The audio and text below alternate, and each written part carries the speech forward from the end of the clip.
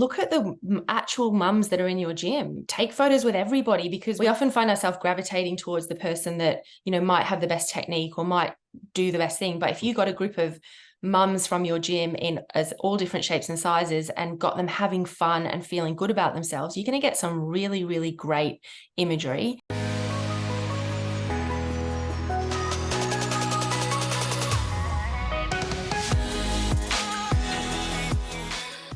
Welcome back to the Marketing Muscle Up podcast show. I'm your host, Richard Toutounji, and in today's episode, we're going to talk about niche marketing. We're going to talk about audiences that you may not be able to understand how to talk to that audience, how to market to that audience. And today, my guest is the amazing Jen Dugard. Now, she's been on our podcast a while back now, but I wanted to get her on again because her stuff is really ramping up, and it's really interesting where Jen and the Mum Safe program is going. Let me just share a little bit about Jen before I get her on here.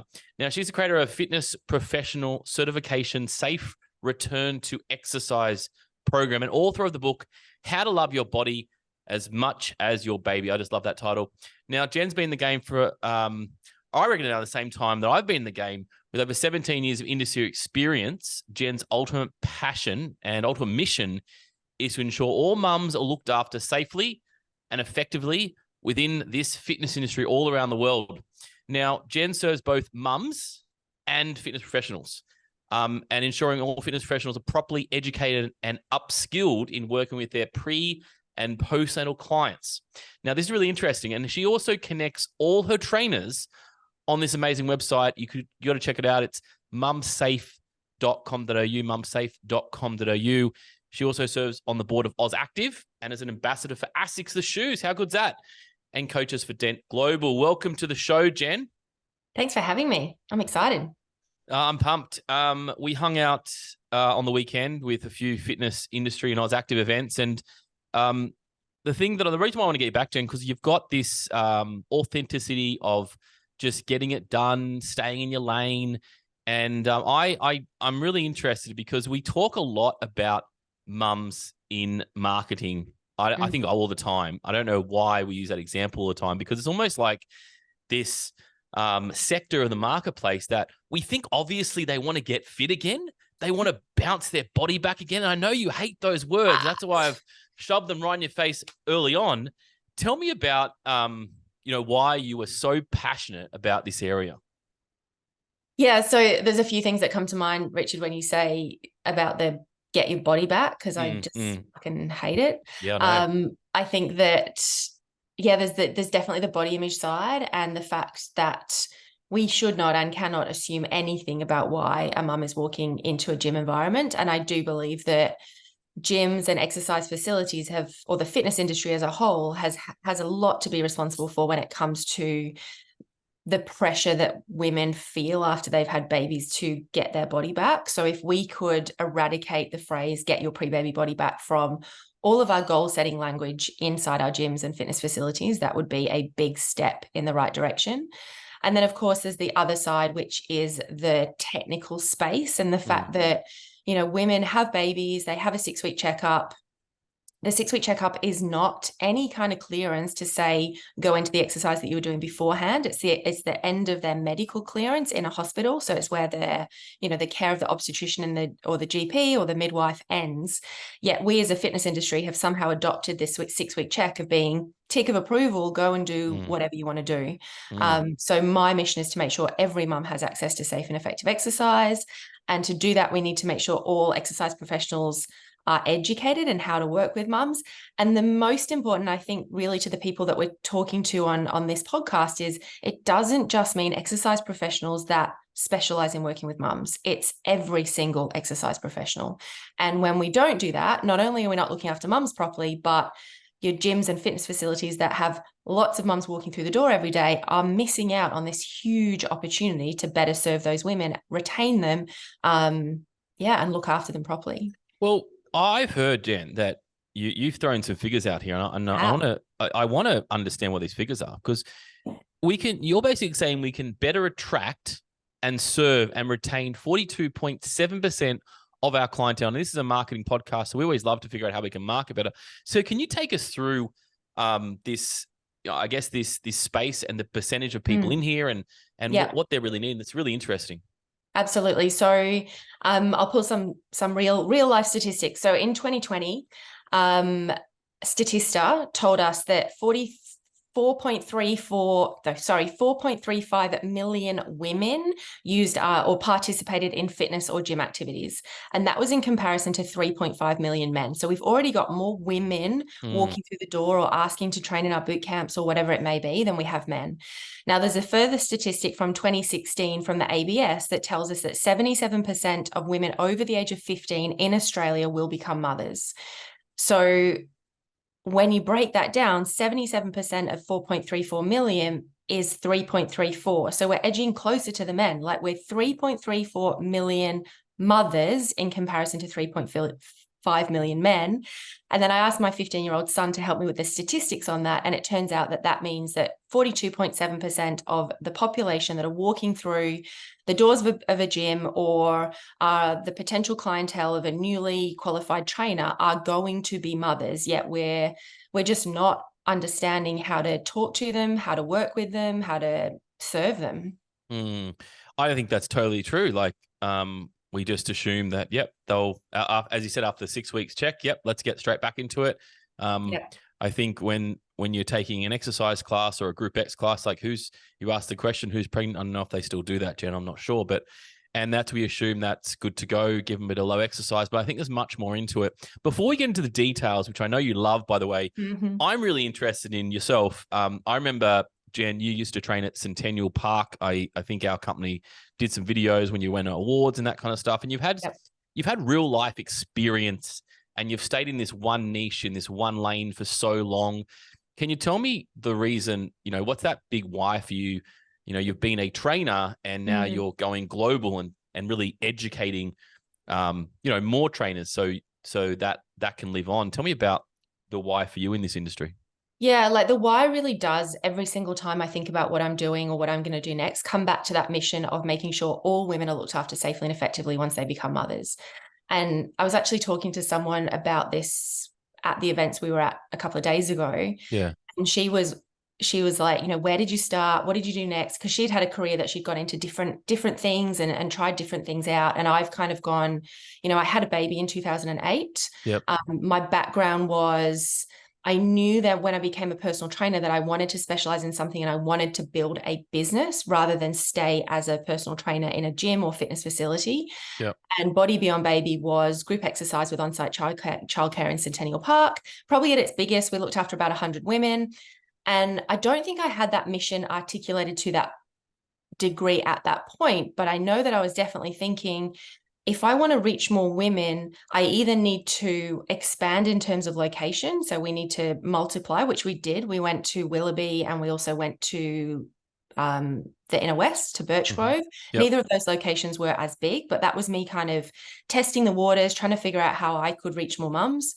Then I created Safe Return to Exercise in 2016 because my thought then was, if I teach the trainers, then the trainers can then teach the 100 women each. So you're multiplying that. And then as we step forward and continue to do what we do, the passion really is how do we consistently level up serving more mums? So every woman, and every woman might mean, we have a free program on our website for mums that is called Safe Return to Exercise for New Mums. And that's an offering that sits there for women that are never going to be able to pay for the services of a trainer. So there's lots of different, that's the passion. The passion is the mission every single step of the way. And alongside that sits helping small business owners, and the ones that I work with are often mums, to run awesome businesses, because they're not going to be able to have the potential to reach as many mums that we need to reach in order to fulfill that mission if their businesses are not thriving. So there's a couple of different layers. Love it. Yeah, really like that concept. And Jen, you mentioned, obviously you had your first child at 2008, I think you said. Yeah. You've been running this business, being a mum yourself. And I think it's school holidays today. First day of school holidays. Let's say school holidays. Yep. Thanks. I should Take say me. that to you. We never say that to dads, do we? Like, No, we don't say it to dads. No, but it is the first day of school holidays here too. So it is an interesting one. It's a lot of balancing, as you know. Mm. And tell me, does that make a difference? Do you think, like when you're working really closely with this niche of mums, you're a mum yourself. How does that sort of help your clients or the people that you're speaking to? You also going through this too. Is that a positive or a negative, or how does that sit in your So world? are we talking to the trainers that I work with or the Yeah, mums? well, I Yeah. think talking to the trainers, because I think they're Yeah. listening to this show specifically. So that would be a Yeah. good, yeah. I think when it comes to talking to the mums, it really is understanding their business and the why behind their business. Mm-hmm. Because, the reality is we don't have all of the time in the day to spend working on our business, and we are pulled away from the business at different times. So I lean really heavily on understanding my life values and also helping the trainers that I work with or the business owners that I work with to understand their life values. So for example, my two life values are courage and connection. Mm-hmm. And that to me, they're not just business values, they're the values that sit across all our life areas. So, and that includes family, it includes relationships, includes health and fitness, includes, finance, spirituality, all that kind of thing. And that gives me permission when I might feel like I want to be in my business, but I need to create an environment where if the connection I need to have is with my family right now or my children right now, I can feel okay with not doing what I think I should do inside my business and doing that instead. And I think a lot of women or mums specifically need permission to go, you know what, I'm going to move a little bit slower in my business in this season of life. And it's not all about get shit done, although when you're getting shit done, it's very much about getting shit done, but then stepping away and your hours might be shorter. So you might need to be even more focused in that time that you're spending on the business. So yeah, permission, values. I love Yeah. that. I mean, in our program, our Marketing Ninja program, we have a lot of mums. We have a lot of mums in this, and I think every time there's holidays, we know our attendance is a little bit lower, and they say, "Hey, I'm taking time with my kids," and it's almost like that's the pinnacle. Like if you can have a business and be okay with that, but I think it's that guilt. What do they call it? The mum guilt. I've got the dad guilt. I've got the personal. Everybody's got the guilt, right? But is that something you've also got to help with your with your mastermind, your clients that you train? Yeah, I think there's guilt on both sides, right? There's the guilt of being away from the kids when you're away from them. And then there's the guilt of I should be doing this thing within my business. So you almost can't win either way. But what we do help clients or trainers to do is put very strict boundaries around what they say yes to when they take clients, how they choose to grow their business so that they ideally don't end up in a situation where they're in conflict. So, if it's a new trainer coming in, start launching a new business, it's just don't work holidays from the get-go. And it's such a relief when they do that, as opposed to the trainer that comes in, 5-6 years down the track, and we're helping her to undo a whole heap of things and create boundaries with clients that have not been there yet. I think it's magic. And this is exactly why I wanted to chat to you today, because I think it's a huge issue. And especially when you are doing most of the actual physical training to clients in your business, it's something that you definitely have to look after your body. Let's adjust this conversation for a sec, because I know we could talk for a long time, but I want to make sure that we're hitting we are hitting some cool, really cool conversations here. I want to just flip straight away to marketing for a second. You said 42.7% of your clientele we can help to attract and serve and retain. I guess my question, considering your language and marketing, what sort of, if we start with the basics, like how do we attract those kind of people we want in? Like you've always got those stock images and things like that, but I mean we're sort of past those days, as we all know. How do you turn your business to attract more of the mums that you would want if you wanted to go into that sector?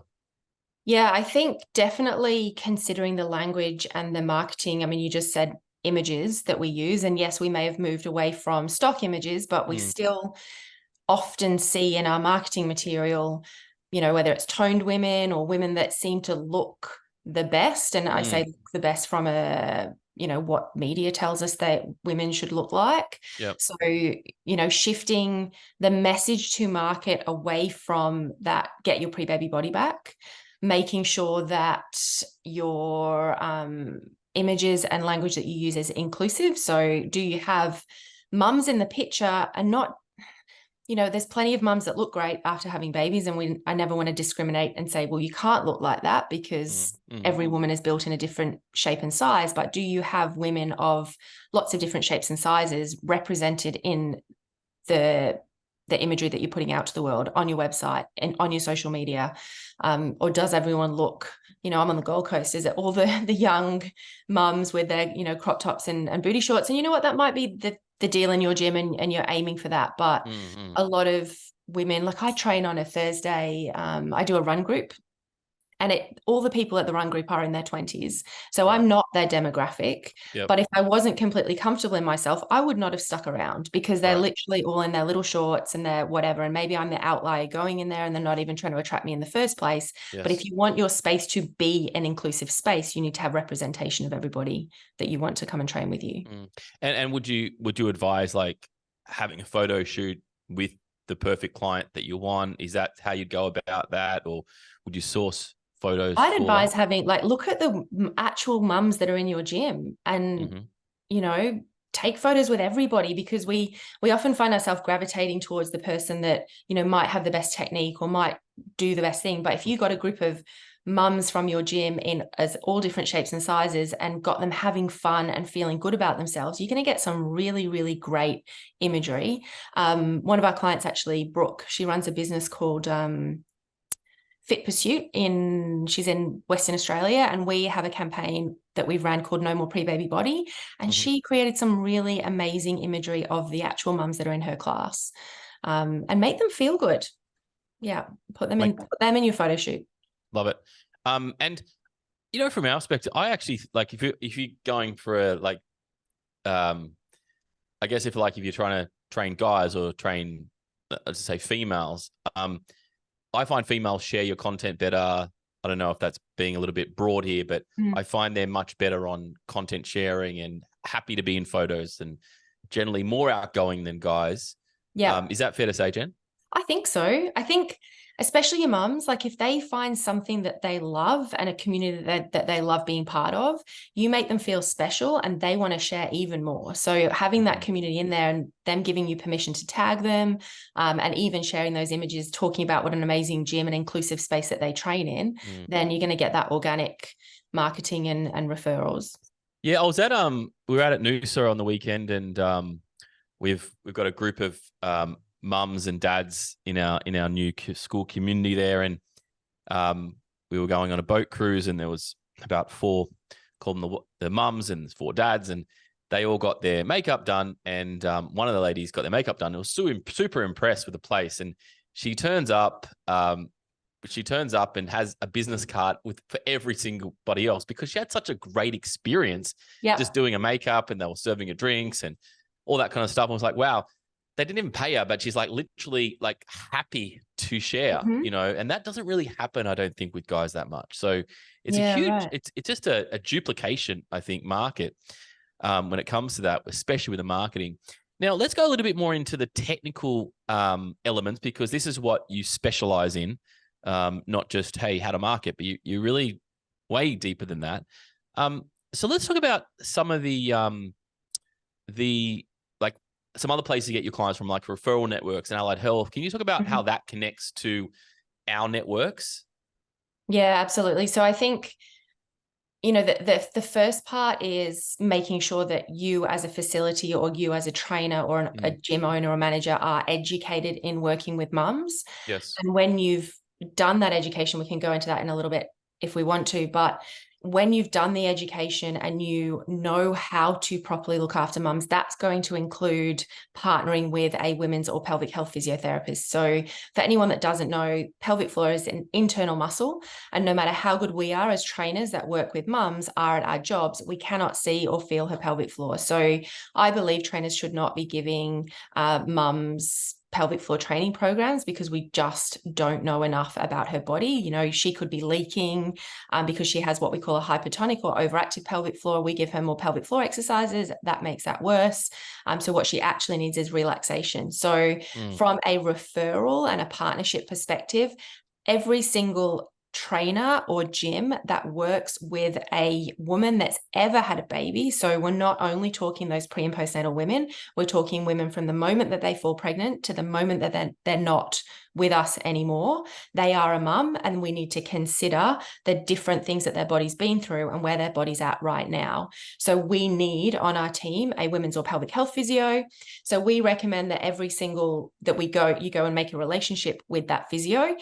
It definitely is to begin with hey, I want to create best practice in working with the mums that come into my gym. Please, can I send my clients to you? Then we want to work out a way to get information back from them, because some trainers will send the clients to the physios and then not get any information back. So we can't actually use that information then to create best practice and give them the best exercise guidance. And then over time, when you've been doing that for a while with a physio, that relationship will shift. And, for some people, it shifts straight away into, oh my goodness, I didn't realize there was a trainer that I can trust. I've been wanting to send my clients to trainers for a really long time, but I don't trust the local boot camp, and I don't trust any trainer that I don't understand what they're doing, because the work that they do with their clients that have pelvic floor weakness, have abdominal separation, maybe they have prolapse, they do not want to send those clients out there to, I guess, get damaged by trainers. So, once you've built that trust with with a physio, that backwards and forwards relationship is such a good thing for our industries, but also from a business perspective, then getting the referrals from a physio is a great pathway. Yeah, love it. What about the women that suffer in silence, let's call it? The ones that, they're gym hopping or they're PT hopping. They're just not getting kind of what they need. How do we kind of tap or help out that, those women? Because they're around and they're just not getting in that flow, and they think, oh, I'm just trying to busy, and they're using these other possible things to disguise it, but ultimately sounds like they're not probably getting the experience that you're teaching. So I think it's important to remember, I think suffering in silence is a really good phrase. So if you've got a woman that's had a baby and the gym or fitness facility that she walks into doesn't know how to properly onboard her, they're not going to ask her the right questions. And then they're not going to send her to a physio, and then they're going to put her into a class, and anything that she's got going on with her body is not going to be properly looked after, because no one's asked her about those things to begin with. Now, that could be a woman that is leaking when she's running, could be the women that you see, you say that there's some exercise coming up and they run off to go to the toilet, or they're like, oh, I can't really do that exercise. And, an uneducated trainer could either go, oh, well, that's because you've had babies, and kind of laugh it off, which is, it's good to normalize conversation around whether it's incontinence or any kind of pelvic floor weakness or anything else, but it's not okay to just brush it off. And eventually those women are not going to feel looked after. They're going to stop coming to training, or they're going to stop coming on certain days to begin with, because the exercise intensity is too high and they don't have proper adaptions to exercises that suit them. It's not a safe space for them to talk about what's going on, and they will either just drop off or they will continue to suffer in silence. And the shit thing is if you've got someone who has, let's say she's got a mild prolapse postpartum, if she's given the wrong exercise type or guidance, when we exercise, it creates intra-abdominal pressure. If you've got either a weak pelvic floor that can't cope with that exercise, or there's research to say that 60% of women, when they contract their pelvic floor, so they think that they're drawing it up, they actually push it out. So if she's either has a weak pelvic floor, can't cope, or she's bearing down on her pelvic floor every time she thinks she's drawing up, and you don't know any different, that woman over time could end up with a more severe prolapse. And it might not happen until she's in her 50s, 60s, but, we hear stories now, and I'm on some Facebook pages that, I'm educated, so it's not scary to me, but it's scary that, we've got 65, 75-year-old women who are like, I've done aerobics all my life.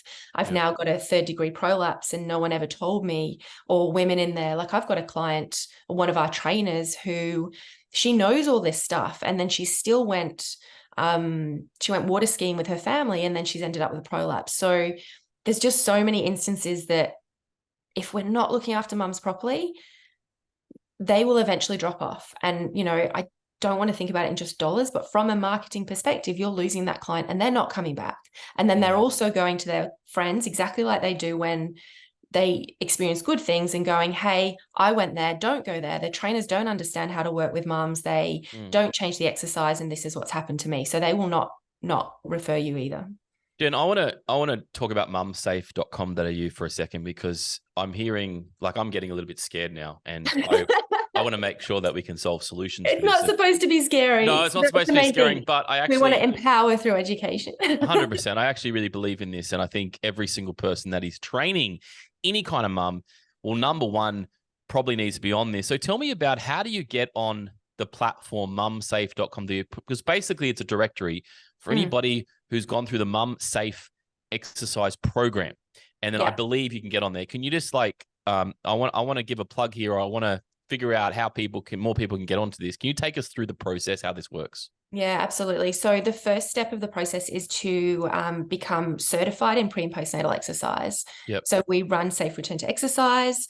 You can do that course to begin with, or if you hold another pre and postnatal certificate that is equal to or more than 10 CECs, you can come into MumSafe with that certificate, and then you just complete Safe Return to Exercise within the first 12 months. So there's two different pathways there, depending. Some people have not done a pre and postnatal certificate before, so we can help them to do that. Yep. Then there's certain criteria that all of our MumSafe trainers meet. And the reason that we have this is because you can do a pre and postnatal course and then not implement anything. And we want that the trainers that the mums are coming into contact with to be operating from best practice. So they have to prove a partnership with a women's or pelvic health physio, which we help a lot of our trainers to facilitate that once they're on the inside.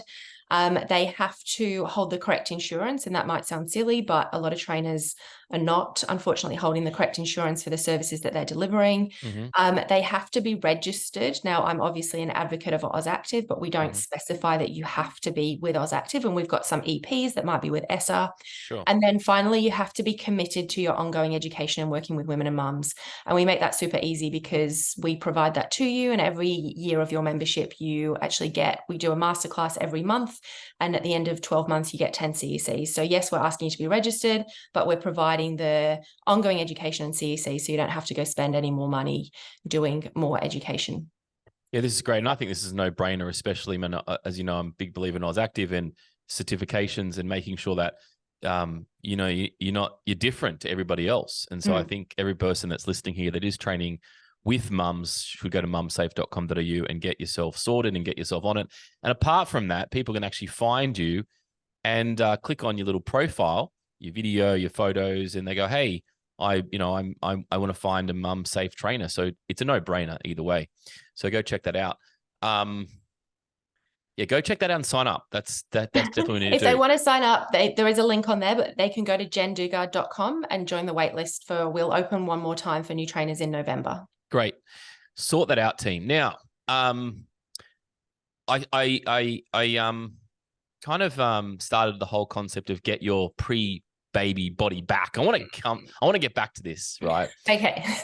Tell me about, so we're doing the old marketing, the spring into summer, get the body pre-baby summer body back. Let's talk about what else we can use around this. What are the right words we need to use to attract the audience? Can you just give us maybe some words or some different ways we can do that? I think the first thing to think about is when you're marketing with that language, what are you marketing to? So, it might work for some women and they'll come to you because that's what they want, but we're actually playing on a mother's self-worth. So the reason why a lot of women want to get their body back is because they believe that if they were smaller or more toned or whatever it is, then they would somehow be worth more. So I think that it's really important that we think about how we're attracting people into our business. Are we bringing them in from a lack of self-worth and shame perspective, or are we attracting them to a tribe that can connect them? So using words like connecting with other women, showing, we talked about photos before, but if we're showing them in a group with lots of other women, so many mums are, they're suffering because they don't have a tribe around them. Showing them groups of happy women and talking about health. And I know that, in the fitness industry for so long, it's like people want body transformations and all this kind of stuff, but really, I do think we're shifting a lot towards women want. Siri does not understand what I'm talking about.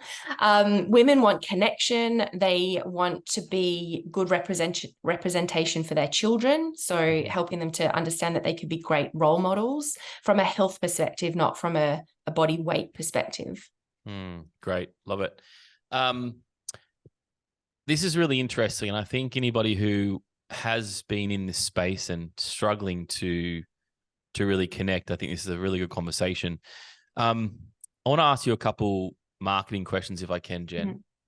If you were down to your last $100 and you're going back to when you were a trainer, maybe you've got the experience you have now, you're down to your last $100. What would you do to get more people through the door, especially if you're training women, because we're having this, mums, because we're having this mums conversation? Yeah, I'd go I'd go get some flyers done. I'd spend $100 on flyers and I'd get out there in person, hanging like where mums hang out and create conversations. So it's not about passively handing out flyers, because I don't believe in letterbox drops. So like 100 flyers wouldn't get you very far in a letterbox drop. Yep. But if you really think about, let's say it cost you $1 a flyer and you've got 100 flyers in your hand, that's 100 conversations that you have the potential to create if you are brave enough to approach somebody, start a conversation, find out all about them, find out what they're struggling with, find out how you can help them, and invite them to work with you. So, I think a lot of people go, oh, flyers don't work. Like, we know that flyers work, but they work when you're actively flyering rather than when you're passively flyering. Passive flyers can work if you leave them in a coffee shop and people pick them up, which is great. And it's the whole layering effect of them seeing you in your community. But yeah, we often challenge our trainers when they're in, like, I'm going to say recruitment or asking, we call it asking period for new sessions. It's like, take 10 flyers in your bag every day and just have 10 conversations when you're going about what you would normally do. Yeah. Love it. It's that passive and active. It's great because, I remember back in the day I'd do flyers, but when I would do the flyers, I'd get clients. When somebody else would do the flyers, there'd be no clients. You know what I mean? It's like that, hey, have your uniform on, talk to people and get out there. And it's, it doesn't require that much. All right, one more question for you. I'd love to know, you've been in business. What year did you go in business, Jen? I want to get my stats right. I said 17. Is that a true? Yeah, I guess so. So I was a PT for 2 years before that, but 2008, I guess Body Beyond Baby was born. So yeah, let's call it 17 or maybe more, but it's a long time, I think, in business, and congratulations too. What's been your biggest lesson in business? Maybe one of the biggest mistakes, because sometimes we can learn off the mistakes. Is there anything that you can, anything highlights to you? Yeah, so I can definitely do the mistake one. And the mistake is not knowing my numbers. Okay. So I do think we talked about this in the last podcast too, but if you as a trainer don't understand the money that's coming into your business and the money that's going out of your business, at some point it's going to catch up. So for me, it caught up 2 years in a row, which is ridiculous because I had to learn the lesson twice, but I was bringing Body Beyond Baby was turning over probably a couple of $100,000 a year. That was at the time where I'd taken some business coaching, and the key message was work less in your business, work more on your business. So I brought in contractors and did all the things to make it look like, and I was getting all of these positive, feedback on, oh my goodness, your business is growing, it's going all of these different places. But I was watching the dollars coming in and not watching them going out. And at the end of that financial year, I had $16,000 in my personal tax return. So, and then I did that for the next year after that. I was like, oh yeah, that's bad. I shouldn't do that again. Didn't put the systems and things like that in place, and did it for year number 2 as well. So get a really, really basic spreadsheet. Like, I've got spreadsheets if people want to spread. Richard, I'm sure you've got spreadsheets, but I've got a very basic spreadsheet if someone would like, which is their actuals, which is their projections, and all of their, in between stuff, and both for your personal finances and for your business finances. That is absolutely great. I always sometimes go in and out of that. And actually, just a couple of weeks ago, I downloaded a brand new spreadsheet, and you can even get them online, super cheap, templates, and find the thing that works for you. But yeah, I think basic is good. Simplicity is good.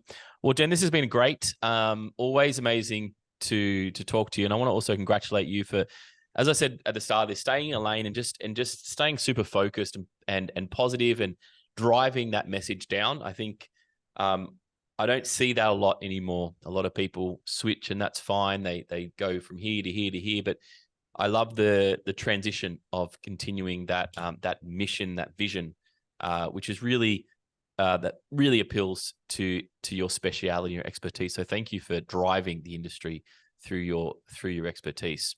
Thank you for creating a space where I can share the conversation. No, we love it. We definitely want to get you back. Now, Jen, I want to harp on about MumSafe again. Is this the place to connect with you and get it, or where else should we go to have that conversation with you? Yeah, so if they're a mum, they go to mumsafe.com.au, and if they're a trainer that want to check it out, obviously do that. If you're a trainer that wants to learn more either about safe return to exercise certification or becoming a MumSafe trainer, it's jendugard.com. And there's 3 ways that you can connect with me on there. And if you get stuck in all of that, just find me on Instagram at jendugard and ask me the questions. Love it. Jen Dugard, JenDugard.com. If you want to go one of those courses, which I highly recommend you do, or mumsafe.com.au. And Jen, you're joining us. If you're listening to this now, you would be joining us in our next Com Summit at the end of the year. So we're pretty excited for that one too. I'm excited. And the fact that I get to go a little bit further north up to the sunny coast is exciting too. Yeah. And we've both moved from Sydney, haven't we? And decided to get some sun up here. So yeah. You're kind of a neighbor. So it's going to be good to have you up there.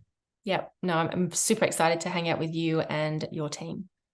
Well, team, thank you so much for listening to this episode. Now, if you have enjoyed this episode and you need to get this message to somebody else that might be a trainer that haven't heard about this before, the best way to do is share this episode. You can literally copy it. And I always like, whenever I share something, Jen, I always literally go and share it to 2 or 3 of the people that I think need it. I literally copy it, right? I don't do the shares. I literally copy it. I just text them, hey, listen to this. I do it between a couple of friends all the time. Just like text them, boom, listen to this. Because you sort of know it's like, hey, that's priority. Listen to that. You know what I mean? So guys, if this has inspired you, go and share this content out there. And we'll see you next time on the Marketing Muscle Up podcast show. Bye for now, team.